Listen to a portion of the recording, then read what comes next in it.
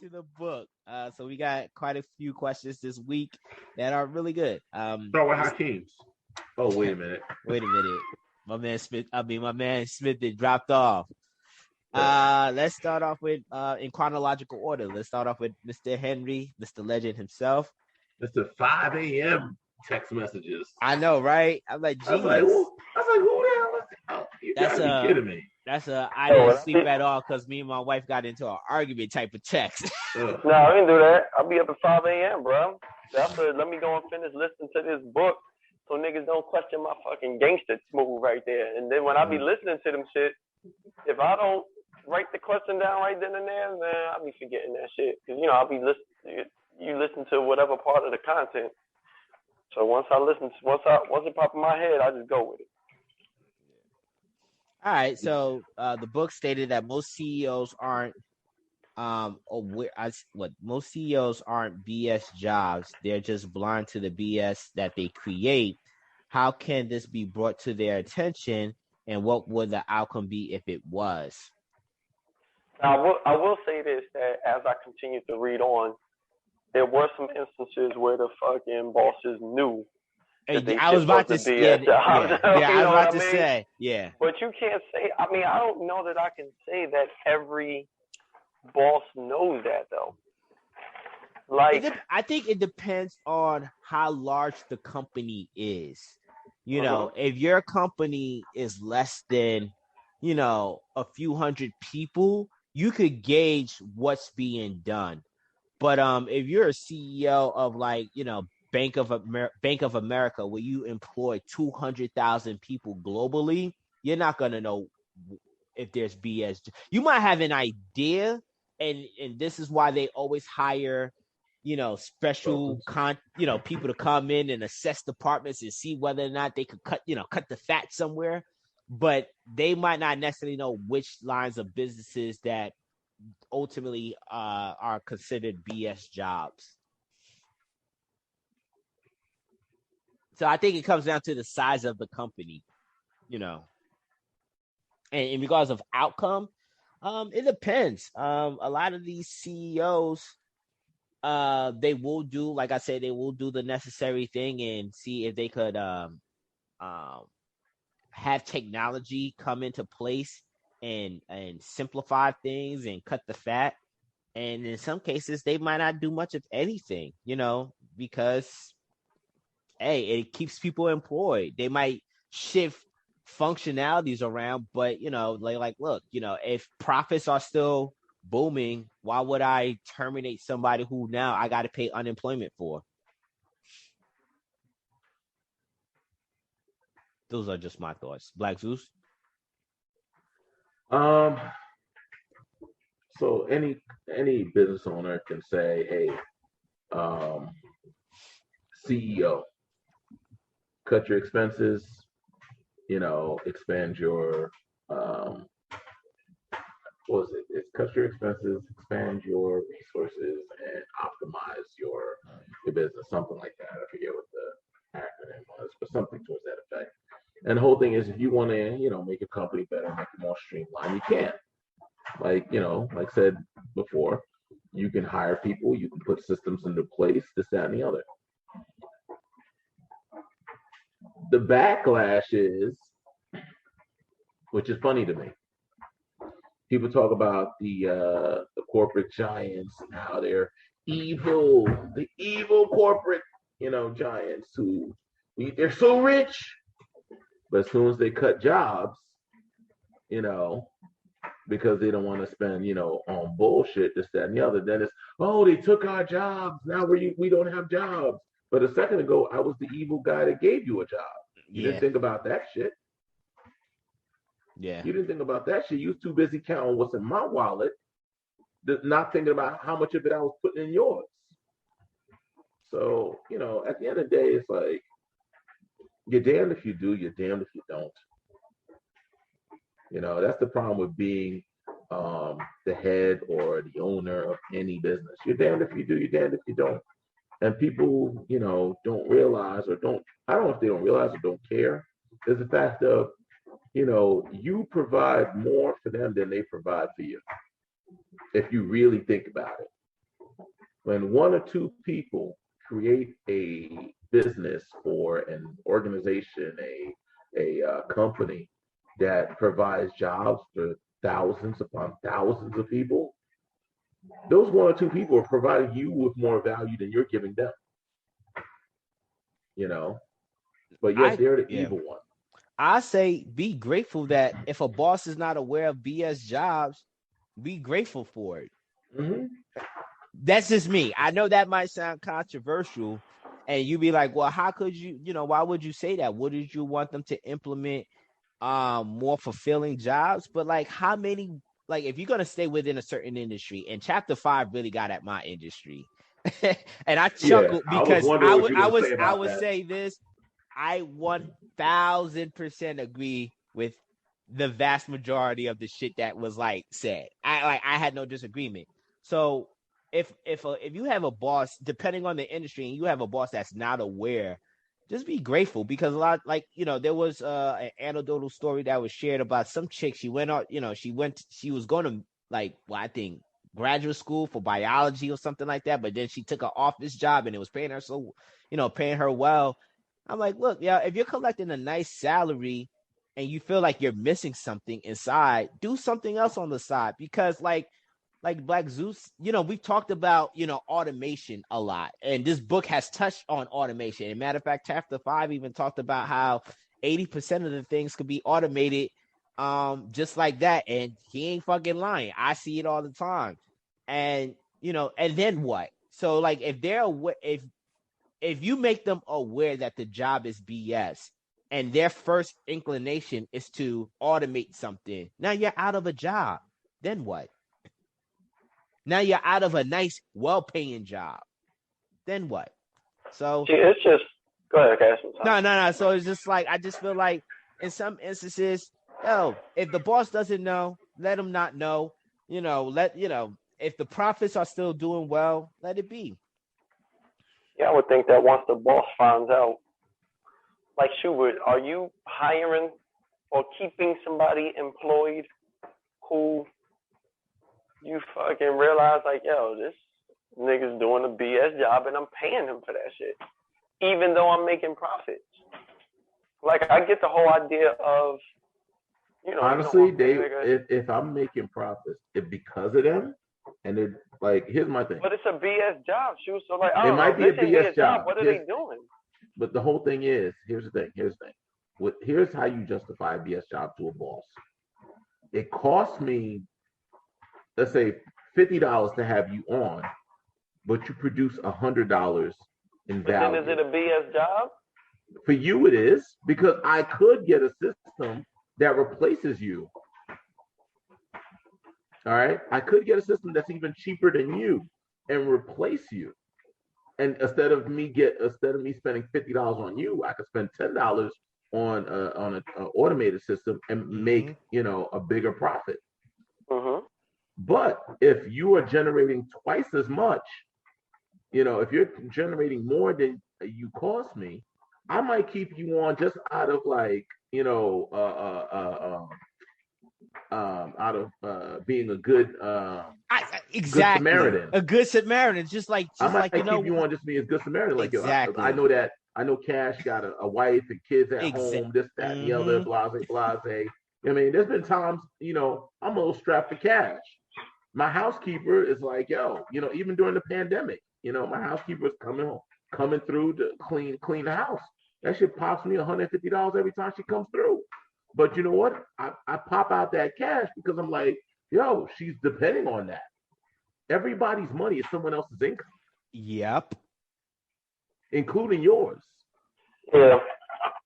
So if we don't have that mindset that everybody's money is somebody else's income, shit. And we just said we're just going to go with the most systematic and cheapest way to go about it.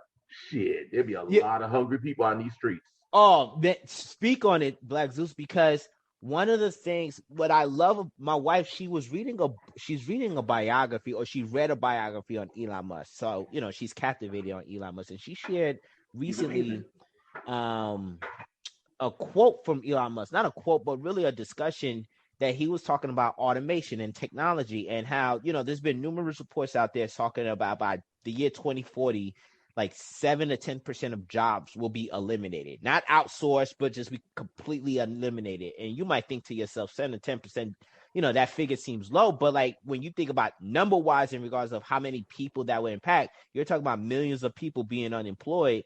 And to Shuba's point, Elon Musk talked about how, you economically, that is a problem to have that. If you're not going to insert something that will keep these people afloat, you can't just say, well, I know this is a BS job. I got a system in place. You're disposable.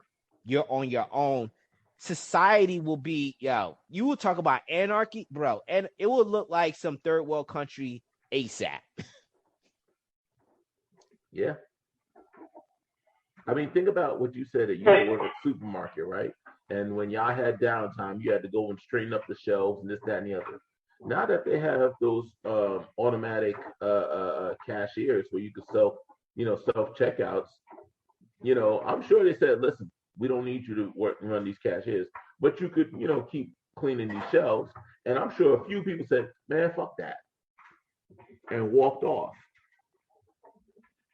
Think about that. Because that's what's happening right now in our economy. People are saying, I don't want to go work for the job that I wasn't happy with before. It didn't give me purpose. It was bullshit, this, that, and the other. I wasn't happy there. Or I like working from home and I don't want to take a job I'm not working from home. Or, you know what? This job wants me to take a COVID shot, or they want me to wear a mask and I'm not doing it. So, it's like, I don't know. Let me not get ahead of myself. Yeah, I mean, if it makes sense from a financial standpoint, then I'm doing that shit. Aside from that, I don't know. If I realize that it's a BS job, I don't know. I ain't gonna lie, man. I might if it's a BS job and like I'm losing money, well, you gotta go. Exactly. What if you're profiting, Cal? If it's a BS job, no. That's what I said. Yeah, that's what I led with though. If I'm profiting, then okay, I'm cool with that shit. As yeah. long as I'm not losing money. Yeah. If you're making me money, if I'm paying you for 8 hours and that 8 hours is giving you, I'll just say $100 a day, but you making me $101, okay, we good. And some people may look at it that way. Yeah. Some people may look at it that way, But I think you hit it on the nail, is that humanitarian part though. Like you can't, because while chapter 5 talked about like my sector of employment and how 80% of jobs could be automated to some regards, you could even say that for a lot of things. I was reading a list about how automation and AI could essentially get rid of a lot of even high skilled technical jobs. So what do you do with these people? Like that is a concern. Like, what do you do with these people? And I think that's the crisis that CEOs are having to have this discussion, because the technology is there to do it right now as we speak. Absolutely. I mean, just to put in perspective, one of my clients, she still mails out her bills. She still writes checks. She still mails it out because she knows the fact of, every stamp, every check that she writes and mails it out helps keep somebody employed. Mm-hmm.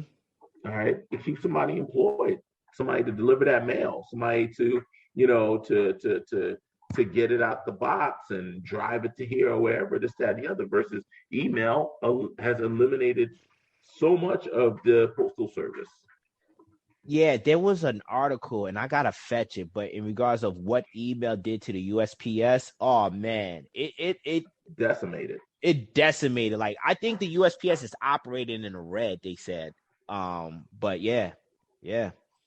Dude, sometimes I forget I have a mailbox and I have to go out and check the mailbox and everything, and it's just I get more spam stuff. Yeah, exactly. I get more crap than I actually get like bills. Like I made everything, paperless. It's just like the only time I get anything of significant comes from Amazon. You And know, that's delivered by UPS. yeah. So, and Amazon got their own carriers and stuff like that. So, Yeah. it's yeah, it's I think bosses are in a huge conundrum when it comes to understanding whether or not they do realize BS jobs do exist, because for some it's just you want to have be a decent human being to some regards, as long as it's not hurting the company financially and shareholders, because we always got to make keep the shareholders happy. Absolutely. All right, let's transition to the second question. I love the second one. You have two, but I'm going to go with the second one you have. So in chapter 5, the author expands on how BS jobs create systems that are detached, overcomplicated, inefficient, which leads to misery amongst employees and wasteful spending.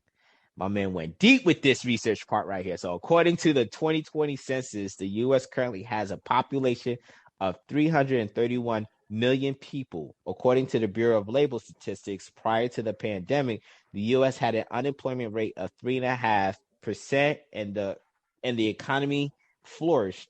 Currently, the U.S. has an unemployment rate of 4.2%, or 13 million people unemployed, despite there are 10.4 million jobs in the U.S. that are leading to slowdowns, supply shortages, and inflation. Why aren't people leaving their BS jobs to fill the millions of jobs that are needed? Can I take a stab at this first? Absolutely. All right. So first things first, right? The unemployment rate is one of the most skewed way to account for people who are unemployed.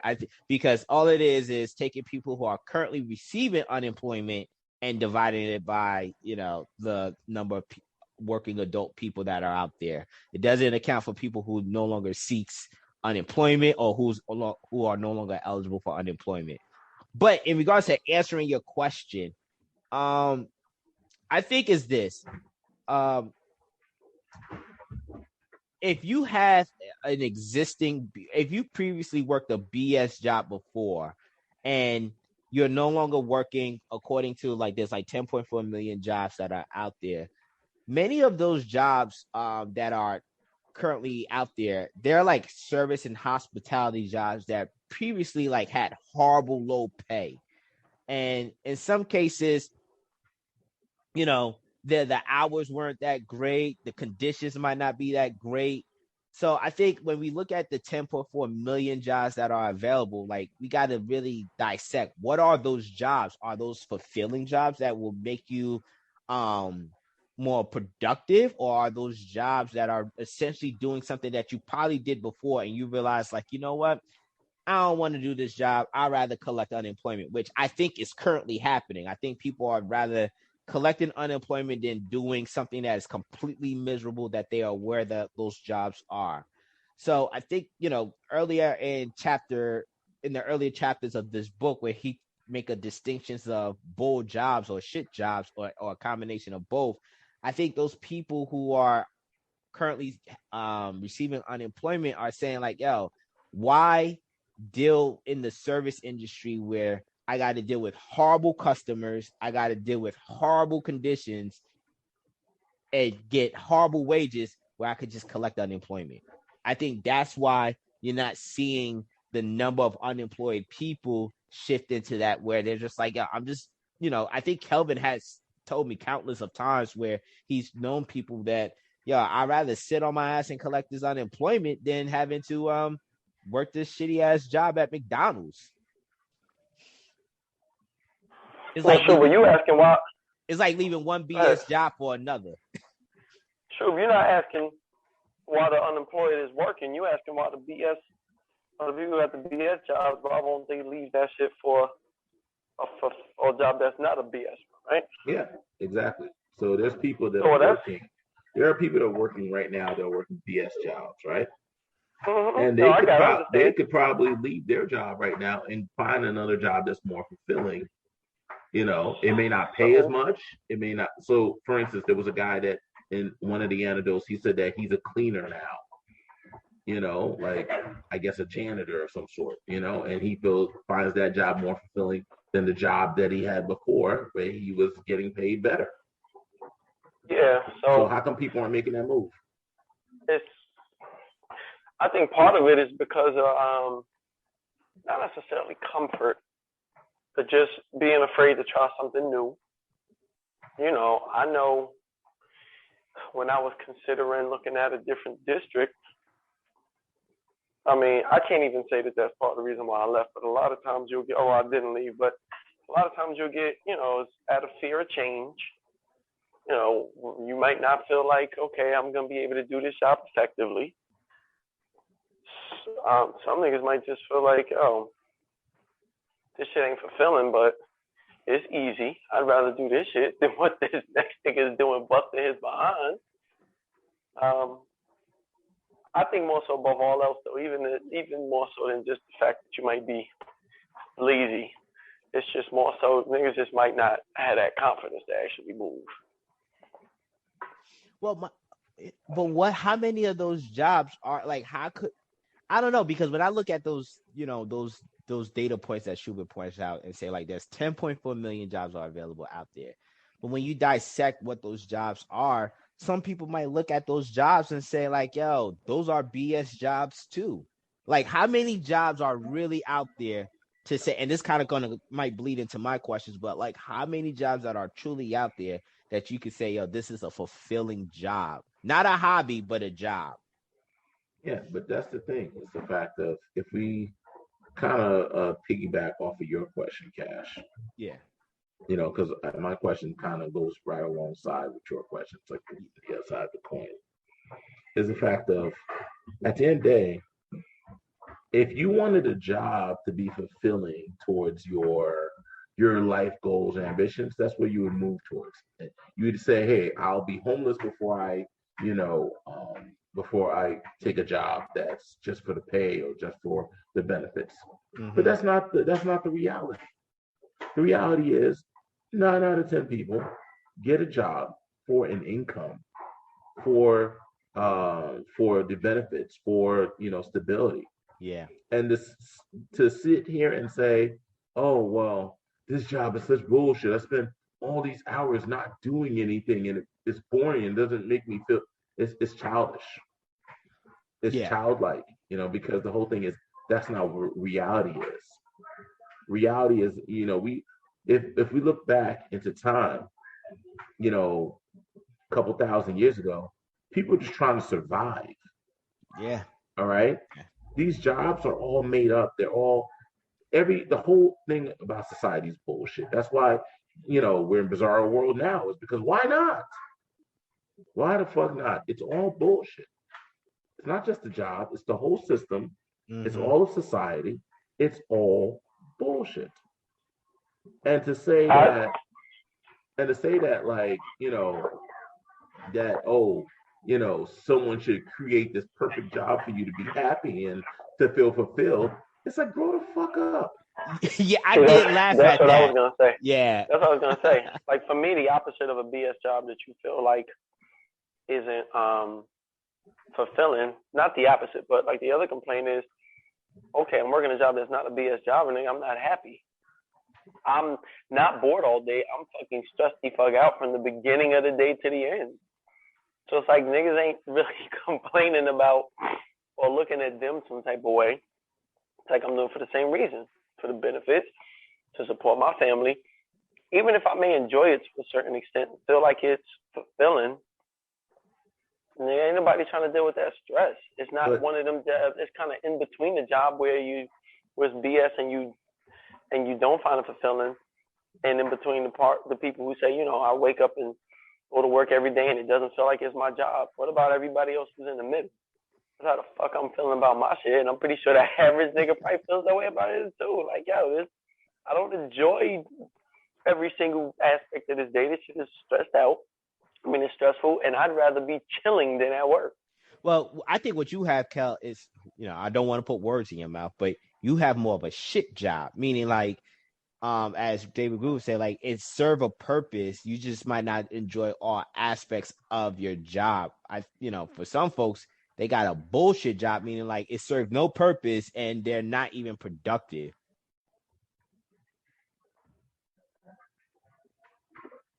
And that's where that makes sense.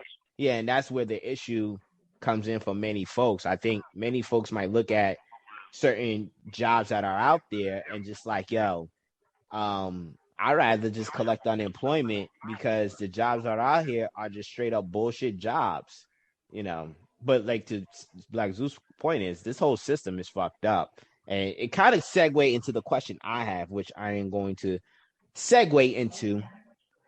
So like in chapter 5, the author states that there are 3 categories of questions that are needed to be asked when addressing BS jobs. I don't know if you guys want me to recite those questions, but let me know if you want me to later. But none of these questions seem to address the elephant in the room, population. Is it realistic to even think that every working adult can have a purposeful, fulfilling job? Hell no. Hell no. There's no fucking way. Don't you feel like that was missing so far in the chapters we read? I've been waiting for that conversation to come up. I haven't seen it yet. I'm hoping in the next couple of chapters, because the reality is, so for instance, in my industry, right? A lot of people everybody wants to be a damn trainer or a fitness professional, this, that, and the other, because, I lost some weight and I felt good about it. And I want to help other people because this is what I want to do for the rest of my life. And it's just like the hours, the commitment that you have to do. And like, most people ain't built for it, number one. And then 2, not everybody's going to make, a good salary, Not everybody's gonna make a good salary. Like the average trainer is making somewhere around $20,000 a year. Okay, there's not room for everybody to flourish. It's kind of like with entertainment or sports or any one of those areas. It's like, listen, everybody could be in Pop Warner. Not everybody's going to the NFL. Anybody could be in the school play. Not everybody's going to Hollywood. That's just what the reality is, So it's like you could find a job that, quote unquote, you may find some fulfillment in, but you won't find the success that you want, or you may find success, but your job doesn't feel fulfilling. You can't have your cake and eat it too. Yeah. Once again, I'll say just to answer Cash's question. I think everybody can find a job that they find purposeful and fulfilling, whether they feel like it's successful or not. Just in the sense of everybody, like they're saying, the BS job is only a BS job if the person feels like it is. So if everybody reshuffles their occupations, you might be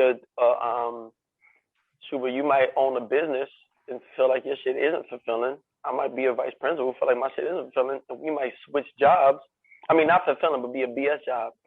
And be fulfilling, same shit. Then we might switch roles and be like, damn, I always want to be a trainer. Oh, damn, I always wanted to be a VP. Do I think that everybody will be successful? No. But that same Pop Warner nigga who didn't make it to the league, that nigga might be fine with fucking playing, in Canada. So, like, I think it's possible for everybody to find a fulfilling job. It's just a matter of, is that shit going to be successful? Because, it's like one man's trash is the next man's treasure. The dude might feel like, okay, my shit is, one person might feel like one job is BS where the other person may not. See, I'd give you a little bit of pushback on that. Because by that argument, if that was the case, everybody would just go to the job that they would feel that's most fulfilling. But people don't do that. By that, what I'm saying is. But they can do, too. If they, and again, that's not saying that they be successful. Like, niggas might struggle and live a certain lifestyle the whole way. It's like, I got to make the choice.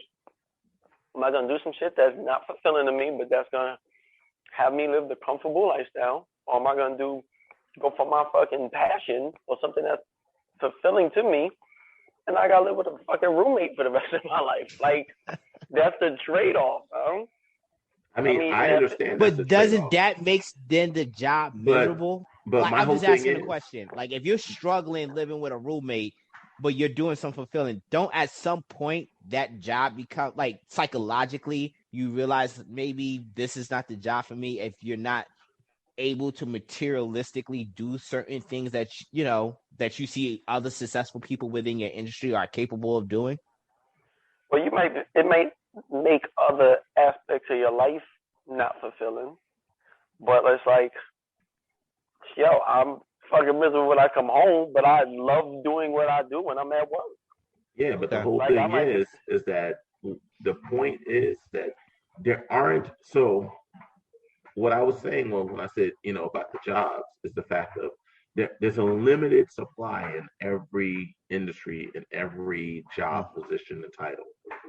If there was an unlimited supply of that, then everybody could find a position in the fulfilling and happy job, this, that, and the other. But there is a limited supply of those positions. All right. That's the thing. It doesn't matter what it is, whether it's a shit job or corporate CEO, there is a limited supply. Mm-hmm. Even the shit jobs run out. There's a certain point where McDonald's says we're not hiring. You know what I mean? There's a certain point where, the street sweepers say we got enough of them. But the thing is, we have an infinite amount of people, and we keep growing by anywhere, like just in this past year, the census has gone up by 7% on that 331 million. All right, that's more people that we have unemployed. You are hitting it right on the head for me, Black Zeus, because I'm glad you sent your question as I was sending my question. It's like we sent it like within a minute of each other. So you gave the number. There's 331 million people in the U.S. alone, and then let's say 2/3 of that, like 66% of those people are working adults. That's 218 million people, or 219 if you round up. 219 million working adults. There's no way every single one of those individuals will have a non-BS job. There's just no way. It's like you said, there's a limited amount of jobs you could do, even with the BS jobs that you have out there. And I think one of the things that I feel like this author, and I don't know, we got 2 more chapters left. I feel like he's circumventing this question. We have a population. I don't want to call it a population problem. I just want to say it's a population concern. It's just like you can't talk about meaningful jobs with this many people that are out here. You just can't. It doesn't even matter. Honestly, even if the population was smaller, you would still have the same situation, no matter what. The population could be, let's say a football team, right? Yeah. On a football team, you're allowed to have 11 guys on the field, right? Yeah. So you're allowed to have 11 guys, 11 positions. Somebody might want to be a quarterback. Somebody might want to be a running back. Somebody might want to be a safety, whatever. But those positions are still limited. It doesn't matter how many people you have, they're still limited. Yeah. So whether you have, 11 guys on the team or you have 1,100 guys on the team, there's only but so many of those positions required. We can't all be the quarterback. We can't all be the running back. Yeah. That's just what it is. It doesn't matter. There's waiting lines to be a garbage person. I remember talking to one of the sanitation workers in my town. He said, yo, I was just joking around, saying like, yo, I want to work with you guys. And he said, man, there's a line for that. There is. I was like, say what? He's like, yo, there's a line for that. Like you put in an application. He said, oh, it took him he put in his application like 7 months ago. And it took him 7 months to get the job. Yeah, because the whole thing is garbage men get paid. It's still it's a shit job, but it's a shit necessary job that gets paid well. And like you said, and they don't need that many people. So each person only feels like, okay, there's one job I could work that would be fulfilling. Like if I can't be the quarterback, I'm not gonna be happy being a running back. Like it's either quarterback or nothing. It may not be the quarterback or nothing, but the whole thing is, let's say they said, all right, secondly is the running back, right? You're still competing against everybody else that wants to be a running back. Yeah, and I mean, I don't think that. people, it's like, okay, I can't be the quarterback. All right, I'll be happy being the running back. Or I can't be the running back. Okay, I'll be happy being the wide receiver. It ain't like, okay, every job I do is gonna be fulfilling. Feel like I'm down to do whatever job as long as I'm on the football team. Like, no, but you can still find a fucking job that will be fulfilling to you. I don't know. If I wasn't I don't know, man. Wait, you talking about? You know what? With 218 million. So I feel like I could probably think of 5 jobs that I would do that I could find fulfilling. Now, all of them don't pay the bills, like I said, because I'm not saying financial success. Okay. But, okay, if I'm not a teacher, I'll be a basketball coach.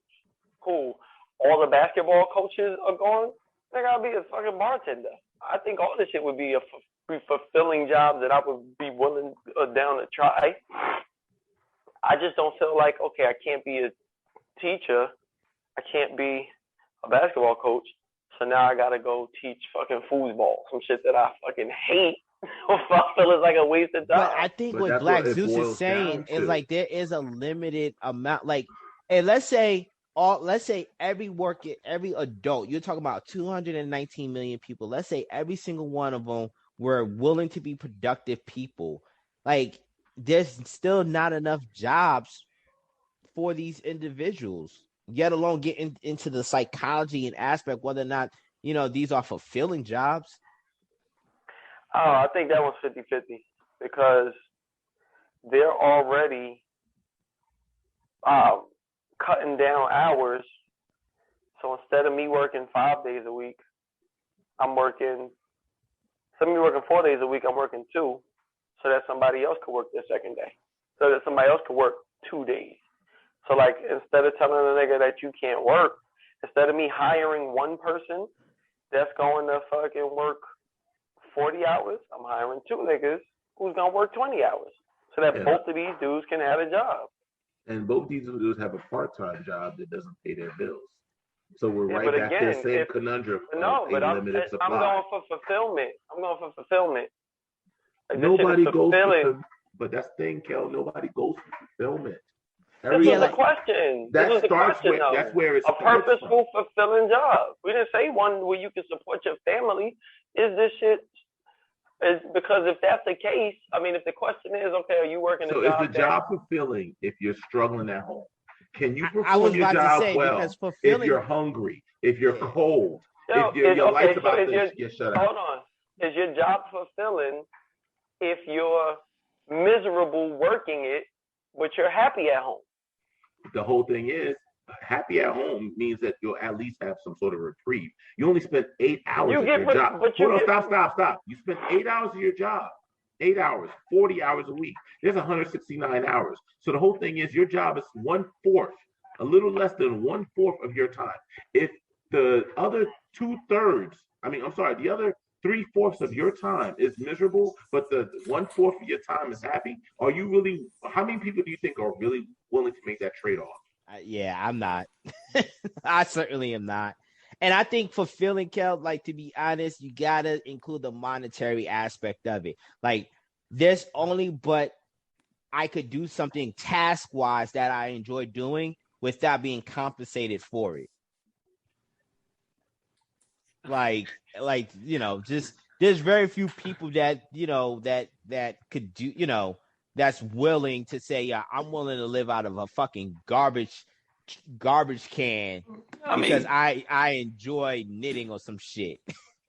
Yeah. You got a lot of niggas who do live in their car and was broke and doing X, Y, Z. I don't know any specific stories aside from entertainers. No, aside of entertainers. Okay.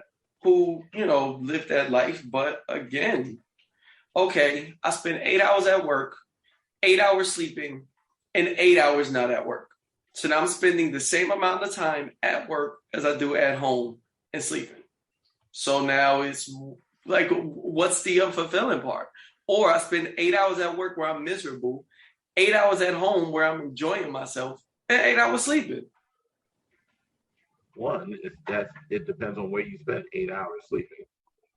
Because if you're spending 8 hours sleeping on the floor, it's gonna be fucking miserable. But if you're spending 8 hours sleeping, if you spend 8 hours sleeping in a nice, if your job, orthopedic bed. Now if we're gonna go from one extreme, like it's like, okay, you're fucking homeless. I'm not saying you're homeless. I'm just saying the fact of, listen, at the end of the day, if you're like, so for instance, we were talking about the minimum wage, right? If people are getting paid minimum wage, and let's say, idealistically, if you could live off of a 1-bedroom space on an air mattress, eating ramen noodles in a room or something, not even a apartment, you rent out a room in a boarding house, I don't know, something like that, right? And you're just getting by on nothing but ramen noodles and your air mattress, right? You might go to work and say, I love this job. I don't know, like for instance, I'll use a better example. One of my clients, all right? She is a as she calls herself, a leftist feminist or something or other. Like she's a social justice warrior. And she is working for a nonprofit organization called Feed America or Feed somebody. Feed New Jersey, I think it's called. And she's making like $30,000 a year, right? And she feels this job is fulfilling. And she loves her job because it's fulfilling. But that's because her husband is working for corporate America, making $90,000 a year to buy the 3-bedroom house that they live in Morristown. Is that what she said, or is that what you just? No, that's the reality. It's like, I wonder if her feelings still feel that way if she was living off of that $30,000 by herself.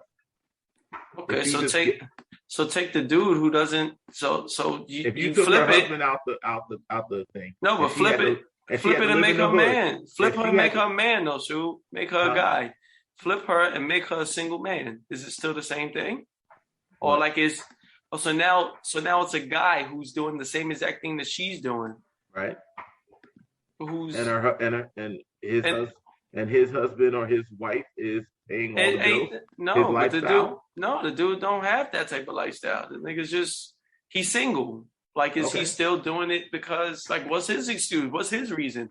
You get a lot of people who are in that same situation that you just named. Let me put it like this. In the hood, how many people do you think are living in the hood and say himself, I live in the hood because I do a job that's fulfilling and I love the work that I do? Sure, but you got niggas who live in fucking Manhattan and work whatever job they work in because they want the lifestyle. Like, yo, I'm going to live out here in this little tight-ass apartment and work this job because and granted. Did you answer my question? I asked you one question and you converted it to something completely different. How many people live in the hood in some shitty-ass apartment are saying, I live here because I chose a job that that is fulfilling? Oh, like I don't have another option. This is no. Don't change my question. No, Sue, but I'm saying, my question. No, what I'm asking is, I have to live in the hood because of the job that I'm working, right? Because I don't have this financially. This is what I can afford, but my job is fulfilling. How many people do I know personally? Nobody. How many people have you ever met or heard of? How many people do you think live in the hood with that scenario? Just off your knowledge of the world. You know what? I don't know about the hood, shoot. I say 0 for the hood. I think the only ones that I can really equate that to is niggas will go live in like a fucking third world country for that reason. All right. And how many people, and look at that. That's in a third world country where everybody is living in that scenario. Yeah, but but it's and guess my what? job is fulfilling. But everybody know. And most of those motherfuckers end up coming back to the States to their nice warm home and their nice warm bed, feeling good about themselves because they did some missionary work over in Haiti. No, but that's where they choosing to live though, because of money. When they come home, everybody who goes out there, shoot, but they coming home to a warm bed. These niggas coming back and having to start over and work a job that they might not find to be fulfilling. I have yet to meet those people. It's usually people that are doing well. It's usually people that are doing well here in the States, that say, "Oh, I want to be a philanthropist and do something greater for the greater good," because whether it's white guilt or rich guilt or whatever the case, whatever their guilt is, they're like, "Oh, let me go help out these other people because I've been blessed with so much." So it's hard. It's never somebody who is struggling here in the States or just getting by that says, "I'm gonna go and do this great thing that's so fulfilling." I mean, you're more optimist than I am. I'm a realist. Yeah, I just feel like, I don't know, you don't have to fucking, like, I can go pay $400 a month in some spot that don't have to be the hood for a room where maybe I can get a whole fucking apartment in the hood. But you don't have to live in the hood in order, like, every nigga. But every that's nigga what the affordability is, though. Like, if you're gonna do a fulfilling job, that's not paying. Every nigga who's struggling don't live in the hood. I don't know, bro. I don't know. Like, Man. if you're trying to pursue a fulfilling job that doesn't pay well, your options of where you live are limited. And likely, I think the options are how you live. Like, you can how live and where you live are limited. So you can't live in Montclair with fucking 3 roommates that pay $500 a month. No. How not? Are you kidding me? A one bedroom. No. When I had a one bedroom railroad apartment in Montclair, in around the corner from Cash on Maple. All right, I can still show you that apartment. It was $1,200 a month, and I had to pay for my own heat. Bradley, you agree? He's right, because the rent could be expensive. If you want roommates, 3 bedrooms, my dude, are you serious? You think you paying $500 a month for a 3-bedroom? You must be out of your mind, bruh. A 3-bedroom, like right now, I could tell you right now, a 3-bedroom in Montclair at minimum going for $2,700. So you're paying close to a G per person for a 3-bedroom. Close to a G for a 3-bedroom. I don't even want to give no other scenarios because but to answer the question, your scenarios are so the whole thing. I'm not saying that it isn't possible. I'm just saying that the chances of it is like winning the lottery. I'm not sure. I'm not saying that this shit isn't. I'm not saying that this shit is common, but I'm not saying that shit is impossible. Yeah, but is it highly likely? Like, That's the basic question. Exactly. Is it highly likely? Is it possible? Sure, anything's possible. All right, anything's possible per se. You know what I mean? But the whole thing is the chances. How high are the chances? Okay. Yeah. And then you're dealing with, like Schubert pointed out the number in his last questions. You got 330 million people. If you take 2/3 of that, which is like 219 million people, there's no way 219 people will find a fulfilling job and still make it out where it doesn't pay well. Like, at some point that fulfilling job becomes a burden. Does that fulfilling it no longer feel fulfilling? So the fulfilling job pays less than Section 8 or being unemployed? Yeah, in some cases. And this is why we have the shortages that we have. A lot of times people are saying like, yo, I just rather be on unemployment. Yeah, I don't know. Let's get into Schubert's question. We got you. You are. Mr. 1045. All right, me and Schubert. Well, let's hear the question. Nah, I got you. I got to finish this one thing on this computer. I got to finish these peer fits for these classes I'm coming to on Thursday and Friday. Go ahead. All right. In chapter 4, the author said that in some BS jobs, there's an understanding that basically you're here in a case of emergency. Other than that, try not to get in anybody's way. With this philosophy, does it seem that being a police officer that has the element of being a BS job that can make a police officer detrimental to society, since nobody wants to be bothered by the police unless there's an emergency? And if the police serve no other purpose rather than an emergency calls, this can lead police to overdo their job to feel important, which in turn can lead to unnecessary traffic stops, police brutality, and unjustified shootings.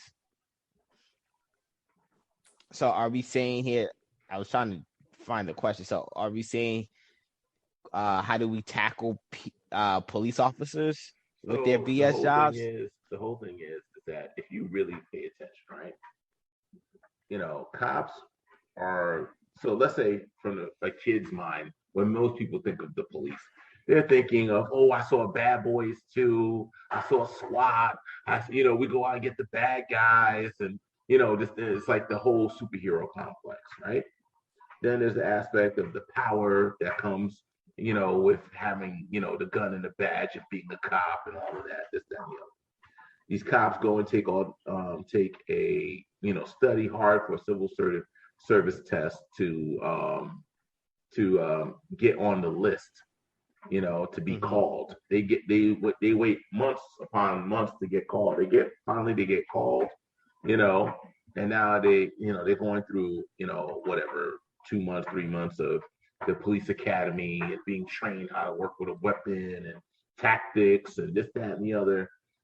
Then they get their uniform, their badge, their gun, all of that. I'm a cop, this, that, and the other. They get on the streets and all they do is drive around all day. Nothing really happens because there aren't any bank robbers. There aren't any major drug cartels. There's none of that movie shit. They just basically end up driving around all day. And when you're driving around all day, especially depending on where you're at. And what made me think about this was like the Sandra Bland case. That one over the top, trooper that pulled over like everybody that came across this strip of road that nobody was on, and how he was over the top questioning Sandra Bland as if like she was some sort of drug trafficker or something, because she was from out of state and everything, and because she was like, he over analyzed a bunch of things.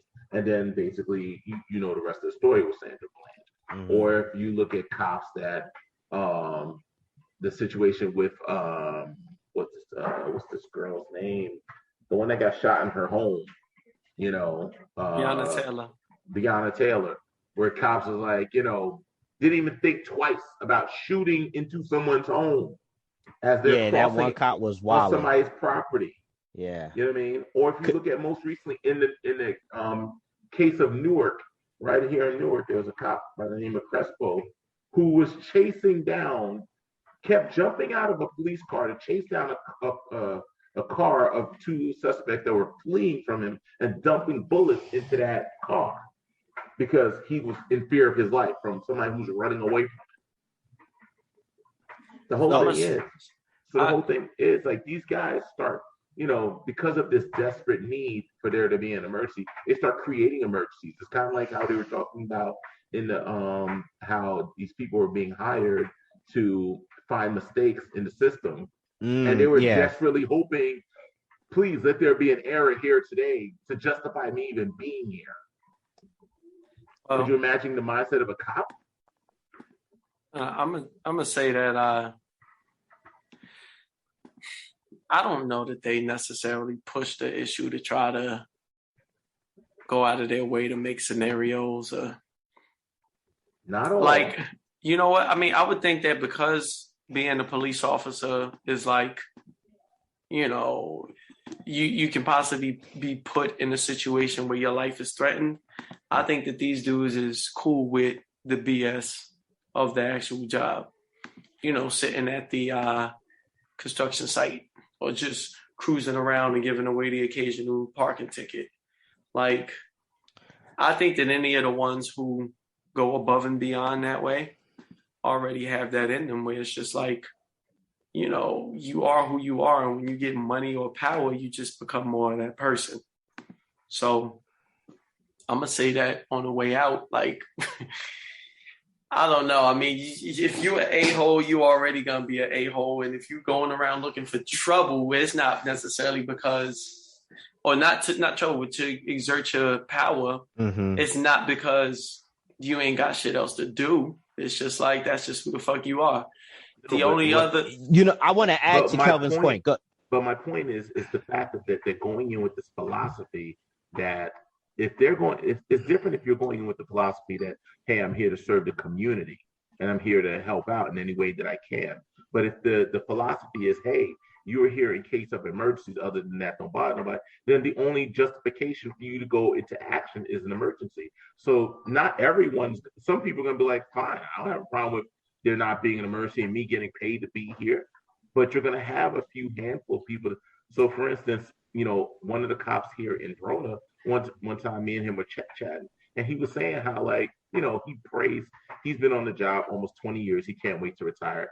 And he prays that he never has to draw his gun on someone. That's the type of cop I want on my street. Well, I would say that. But he said there's also some cops that are bored being in a town like Verona where there isn't, and they want to go to like a Newark where they expect the crime rate to be higher. And so you have those guys, and the thing is, it creates that animal. Yeah, I don't know that they necessarily looking I don't know. I think it's in them. Well, I was about to say this in regards to what Kelvin was saying. I don't think it's in them, but I would say that what possibly drives for cops to overdo their jobs, over ticketing and over being assertive with their with their duties is the quotas and initiatives that is often levied upon officers. I definitely hear what you're saying. I think you do got asshole cops who will, because they don't have much to do. They're not productive. They go about finding ways to be productive, which is oftentimes could be destructive. But when departments have quotas to you need to have these certain amount of tickets and you need to have this certain amount of arrests, and this has been historically been shown to be true, I think that's the destructive part of being an officer, is when you set those type of quotas in certain communities, because it doesn't necessarily play well for good relationships within neighborhoods. I knew one kid. He and I graduated from the same high school, and he told me this. He told me straight up, yo, I gotta produce a certain. This was years ago though. I haven't spoken to him in a very long time though. But I remember him being, in his rookie years of being a cop, and he was just like, yo, I gotta have these amount of tickets. So it kind of leads to this sort of overzealous mentality of yo, I gotta find trouble, and that's the messed up part about it. Actually, NBC did a segment on it, and I will share it with you, where these black cops talked about this. They said that, yo, a lot of times, you hit that end of the month and they got these weird ass quotas to meet, and you're just like, damn, that's kind of fucked up. Yeah, it is. Yeah. So, some cops, definitely have it within them naturally, straight up, yo, I'm just going to, like you pointed out, I'm just going to go out here and wreak havoc. And there's other cops that might not want to necessarily be a burden to the community, but they're being a burden to the community because they're being told yo, Officer Smith, yo, your numbers were. They got it, but that's because they need to justify their jobs.